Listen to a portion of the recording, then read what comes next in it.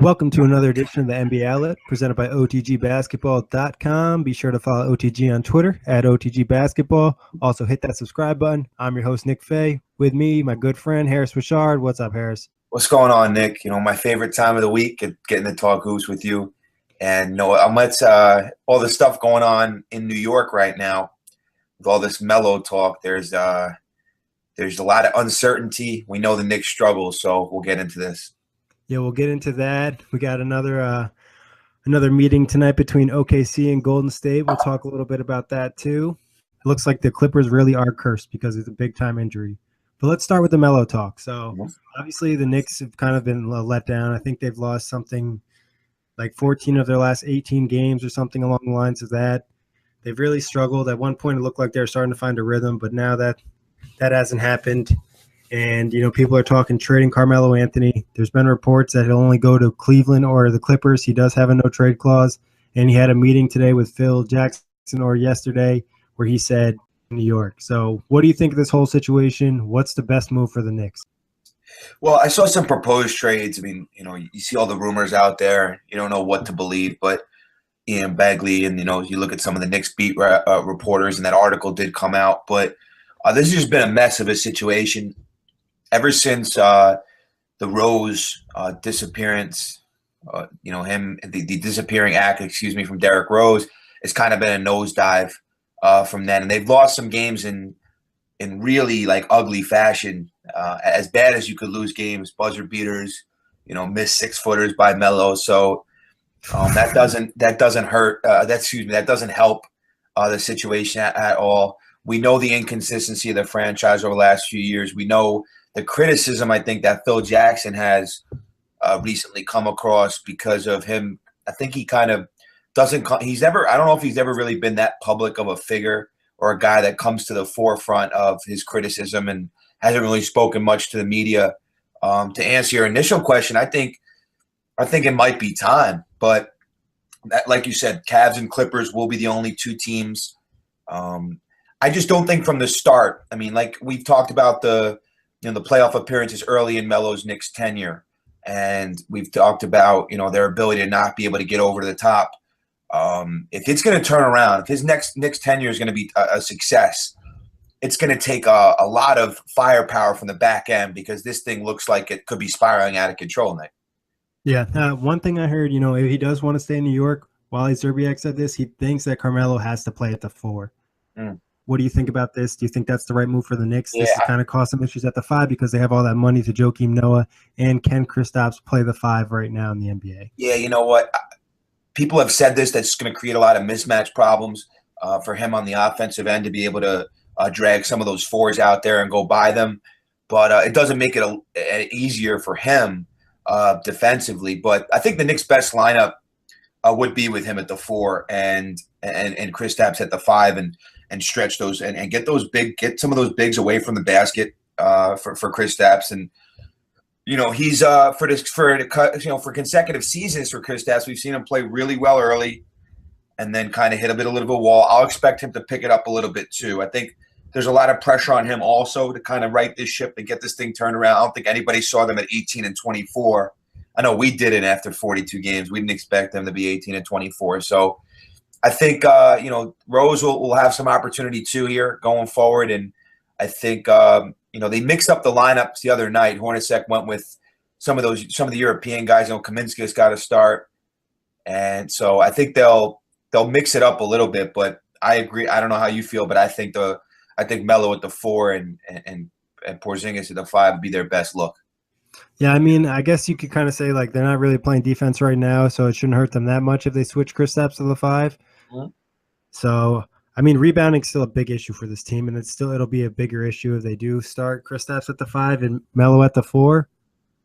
So, I mean, but they don't really have much to lose, and if Melo's staying in New York and he's going to stay for that contract and you can't get him to waive that no-trade clause, you need to try to make that situation work. And I think for him as a player, playing the 4 is probably the best. Like you mentioned, he can kind of go past some of the bigger 4s, stretch out the floor. Defensively, he can pretty much handle it. He's a strong guy, and there's not a ton of dominant 4s and not a ton of physical dominant 4s. So I feel like he can definitely handle it. He hears all the talk. I mean, there's a lot of scrutiny and there's been a lot of negative, word around his name since he's been here, and he's deserved some of that criticism. But I think that comes with being the guy in a city like this, and especially when the team's not successful, they're going to look to you. And I think he understands that at this point. There's been some negative press in some player, some coaching departures and players departures. So it hasn't just been the fact that they haven't played well. It's been all the negativity surrounding, everybody else as well. I think it's been messy. What's that? It's been messy. Yeah, and it comes down to him, but it's been everywhere. It's almost like this dark cloud that the franchise can't get away from, and he's gonna come. It's gonna hit the pressure, and all that negativity is gonna come to him. But I think, and Begley came out and said this, that he doesn't deserve all of that.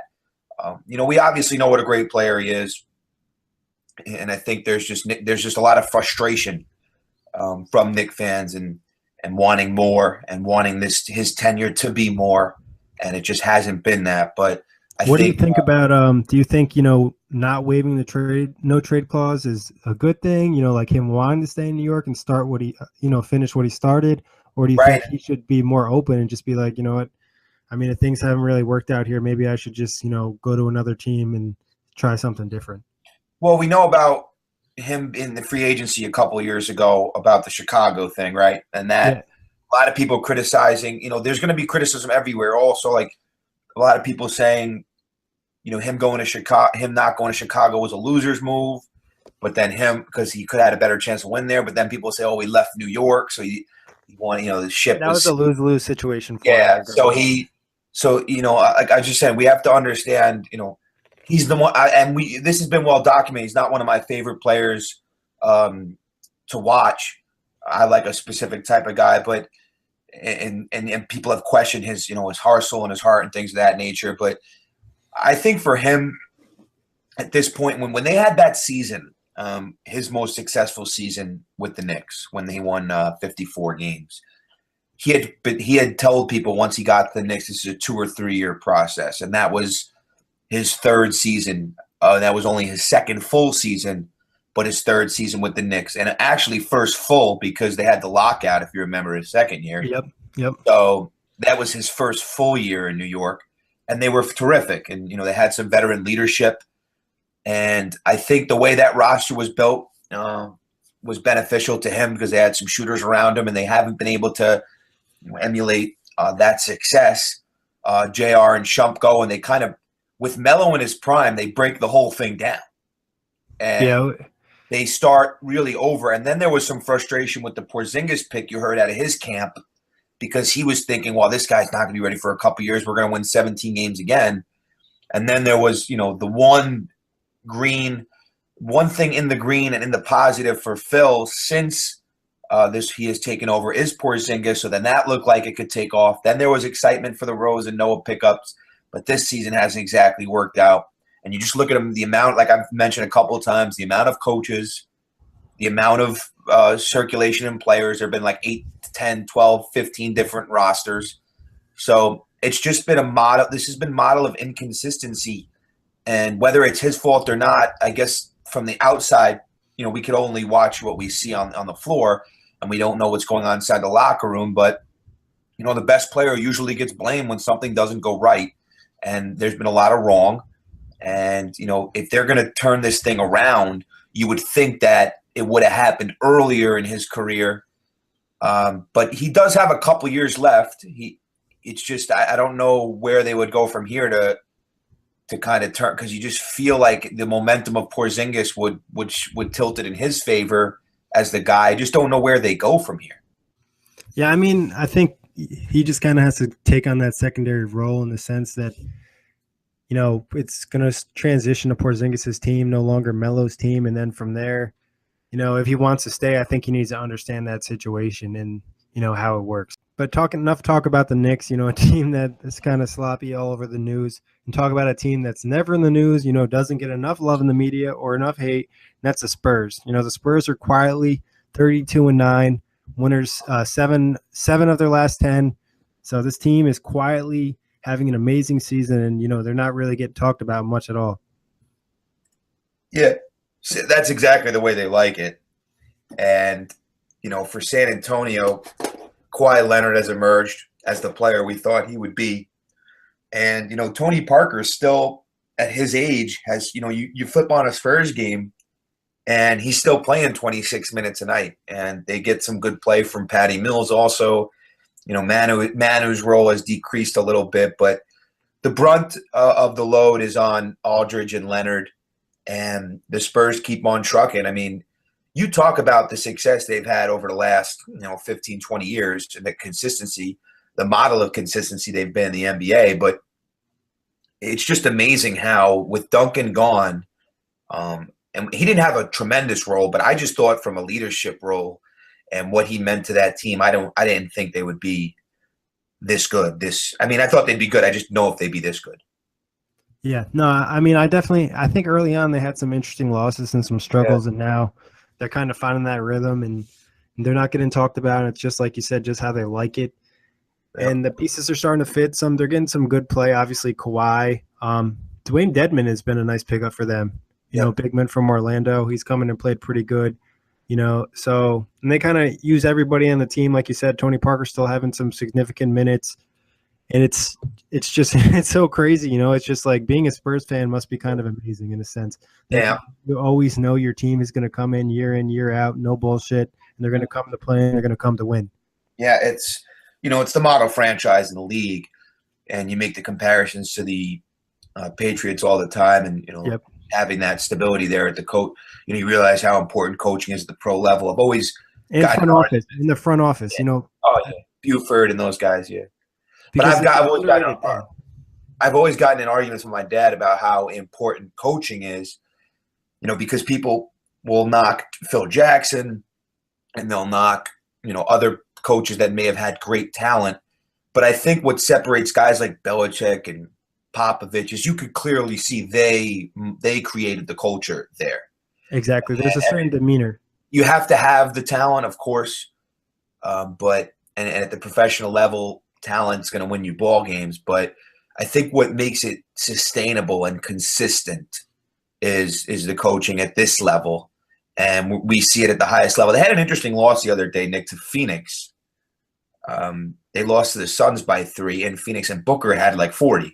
And you just usually don't see that kind of individual. Well, Booker's been cooking lately, so that might be I think he dropped 30 on another team as well. So I think anytime you have an individual performance against San Antonio like that, that could obviously do wonders for your confidence. Because me and you always joke about how we don't like to take guys in fantasy against the Spurs because they do a good job of containing the other team's best player. I'd be willing to bet. I mean, we played a team in college like this. Oswego was like was great at, they ran the table in a conference. They had like a 30-game conference winning streak when I was there. And they just did a good job of neutralizing me and another offensive option we had.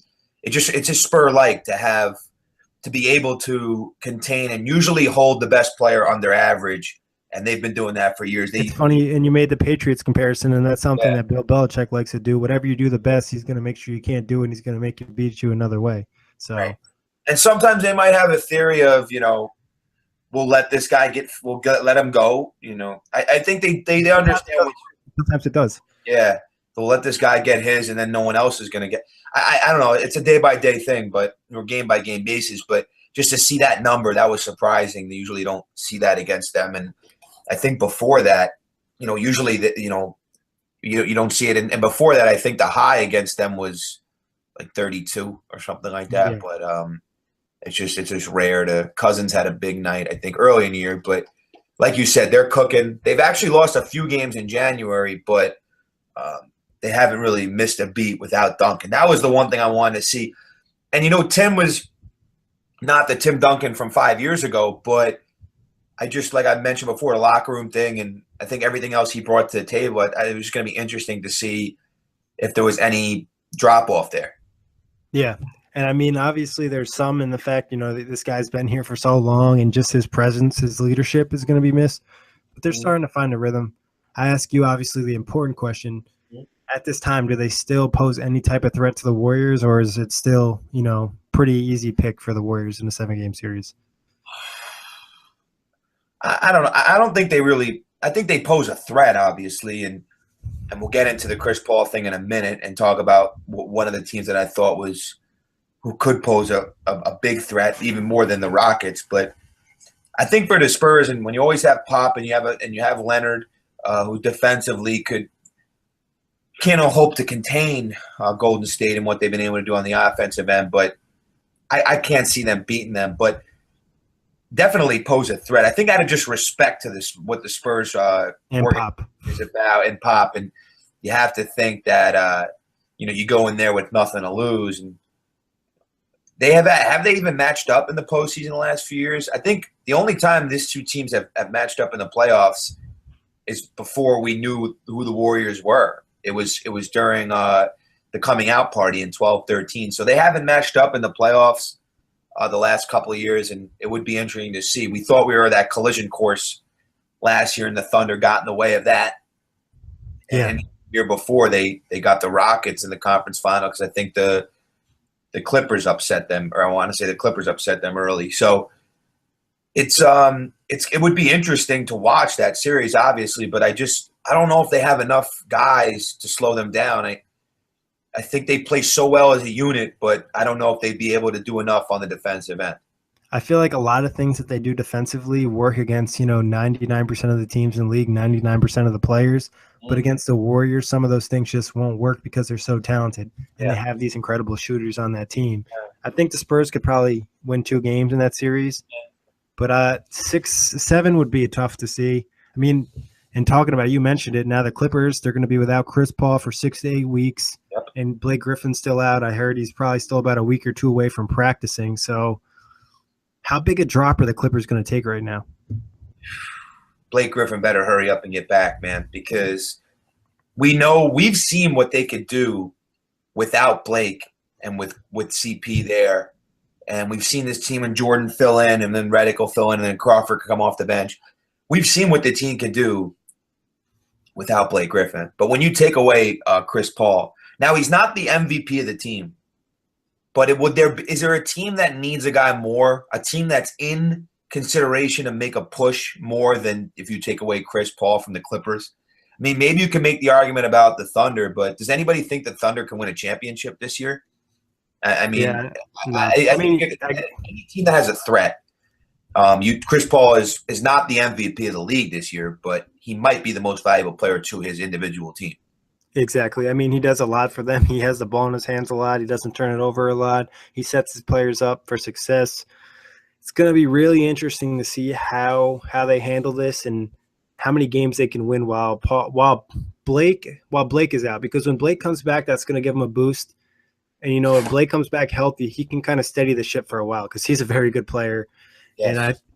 And Paul looks like it'll probably be about 2 months. So he'll be back for the playoffs. It'll just be about seeding. Obviously, you don't want to drop too far down. Where do you think right now they're currently the 4th seed at 29 and 14? Where do you think they fall? 7th. 7th, that's OKC at 25 and 18 right now. I could see 7th. Yeah, I mean, it'd be pretty hard to drop into 8th just because they have such a big gap on it. It's a 10-game lead. So. I keep thinking like there's like a little bit of a what am I trying to say? Revolving door. A revolving door, but there's almost like the circulate and the trade-off of the 8th that they're playing patty cake, hot potato with the 8th seed. And it's the Nuggets, it's the Blazers, it's the Kings, and I'm interested to see what which one of those 3, maybe even the Pelicans, which one of those. Any team, like even that you can't even really say for a fact that the Timberwolves aren't in it or the Mavericks. Yeah, the Lakers are probably out of it, but you know what? It's just interesting because someone mentioned today, I think it was Bahamani Jones, is that his name on Highly Questionable? He mentioned the possibility of the Clippers missing the postseason. Now, I don't think they're in danger of that would mean 10 games right now. In the past, I think it would have happened in different Western conferences. There's been really competitive 10 teams in there. Yeah. But this year, they kind of caught a break where the 8th seed is really bad. So they should be safe. I mean, it would take a real meltdown. We'll catch a break, and then you know what I could actually see happening? I don't know how you feel about this, but I can see like the Clippers like falling to the 8 and then giving the Warriors like hell in the first round. Yeah, that'd be kind of Like, awesome, to be quite yeah, honest. like because I don't know. I just have this feeling that like the Warriors. I'm telling you right now, say whatever you want about the Clippers in the playoffs, but for some reason they match up well against the War. Like someone texted me last year that the Thunder would pose the threat to the Warriors, and I said, well, even though they were up 3-1, but that Clipper team, I don't know what it is. I mean, when it was maybe because it was Paul negating some of what Steph Curry does, not letting him run rampant, although he had some big games against him. The Clipper team was always a team that, as someone who likes to see the Warriors successful, was someone that you fear. I don't know. I don't know how you feel about it. I just feel like they, for some reason, whatever it is, they might have. And that was a legit rivalry for a while. Well, that's the thing too, is there's extra tension. Anytime there's like tension and energy like that in a game, I think it kind of can impact the outcome and kind of balance out the talent a little bit. Obviously, the Warriors are still the more talented team, but the Clippers have a lot of talent on that team too. You know, Chris Paul, JJ Redick, Blake Griffin, DeAndre Jordan, Jamal Crawford. So, I mean, like you spoke about it, what happened last year in the playoffs with the injuries, and then they ended up not being able to get. We were denied. I thought that we were going to get Clippers Warriors 2 years in a row, and we really think about this for a second. They matched up in 2014. The Clippers beat the Warriors, and in 2015, all they had to do was hold on to that 3-1 lead, and they lost they the couldn't hold a Rockets. 16-point lead in the fourth quarter at home. Last year, all they had to do was stay healthy, and they would have played them in the second round. And they would have probably, we assume they beat Portland. So right now, you're right. There is a unfortunate cloud, a little bit kind of like the Knicks of the East right now, and although they've had a little bit more success, a little bit of a dark cloud. And you hate to see that, especially just like the injuries keep mounting up. It seems like every year Blake's hurt or Chris Paul's hurt or at some point in the season. It's just like it sucks for the Clippers fans too. And obviously, it sucks this year because Chris Paul's a free agent, I think, at the end of the year, and Blake has the option. So, I mean, this is make or break type of season for them. I think Blake probably stays for sure, but it looks like Chris Paul could be on his way out if things don't go well. Yeah, you're going to see a very different landscape in the NBA next season. I think there could be a lot of pieces moving, and we talked about two teams just today. Whether it's the Knicks could be moving their guys, the Clippers could be moving their pieces, and I'm sure they're not the only two teams that would be thinking about retooling.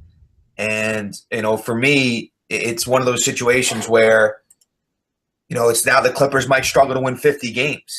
And that's unfortunate for that organization. And, we mentioned it early in our previous podcast, how this could be a make or break year for them. And it's unfortunate that they'll have to go 2 months without their most valuable player. Yeah. And like you said, I think even not just in the offseason, but at the trade deadline this year, with the way the cap is and other things changing, I think you could see a lot of moves on the deadline too, which would be exciting for us. And I know you love and we to remind all of even our new listeners that Nick's favorite time of the year is that trade deadline. Yeah, no, I love playing GM. I think, free agency, that's one thing I love about the NBA is like you can see big time players get moved, and it doesn't always happen in other sports. I want to get your prediction. We got the doubleheader on ESPN tonight, but the first game is Milwaukee-Houston, which is a good basketball game. But we have round 2 of what is, to me, must-see television. Anytime Durant plays the Thunder again, when he goes back to OKC, it's going to be a little bit more emotional. This one's in Golden State. You expect more of the same tonight? I feel like this one's going to be calmed down compared to the first one, just because the Warriors they just squashed the Cavs. They're starting to catch their rhythm. Squashed like that. Yeah, they did. And the Thunder, they're kind of worried about winning games. So I think there's a little bit less focus on the relationship between KD and OKC and KD and Westbrook. That it's more about the game. Obviously, OKC is going to have a hard time winning, but I think it's less emotional this time around. I think the Thunder can win this basketball game. I know I might sound crazy in saying this, but I think you're going to get one of and Westbrook's been fantastic all year long, but I think you're going to get one of his better games tonight. I think, the Warriors are coming off the high of they really wanted to give it to the Cavs the other night. You could see it. You could see it from the tip. Yeah, they really wanted to play because they're tired of hearing all the BS and what happened on Christmas, and they LeBron not talking about not being a rivalry, and then the flop thing that happened. So I think they're coming off that high, and I think they can be got tonight. I think they could obviously still win the basketball game, but don't be surprised if the Thunder play really, really well tonight and steal this one. And I think obviously Westbrook, the triple-double and all the big numbers. But I think you see more, obviously possess Westbrook is what we've seen all year, but I think this is going to be much more competitive. It's not a bold statement to say this is much more competitive than game one, because the first time these two teams went at it was over when Enes Kanter opened his mouth on the bench. So this is one of those situations where I think we're going to go down to the wire, and hopefully for the NBA it's a good one. I think Westbrook would probably have to put up like 40, 45 plus for them to win this game, but I don't think it's impossible. So, I mean, I kind of hope that he does. It would be kind of cool. Yeah, a lot of games tonight too. So, a nice little Wednesday in the NBA season. We're past that halfway point. So, and then the trade talk is coming up. So, the All-Star break is around the corner. So, exciting time of the year. And again, all the OTG writers, the staff that comes on, everybody retweeting us and listening. We appreciate all that support. Thanks for having me, Nick. Yeah, no problem, Harris. All the love and support is great. Let us know what you think. If there's a topic you want us to talk about, let us know on Twitter. And we'll talk to you guys next week.